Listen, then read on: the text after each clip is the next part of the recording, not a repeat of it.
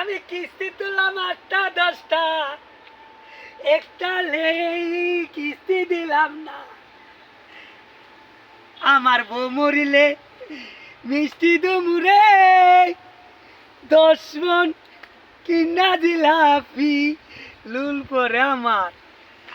আমি মিষ্টি খাবার আগে লুল পরে, তুমি আবার লুল পালাও না, বুঝছো? আমি কিস্তি তুললাম 10টা 20টা, একটা কিস্তিও দিলাম না। আরে বউ মরিলে চিনি দুমুরে 10 মন কিনা জিলাপি। কি বললা?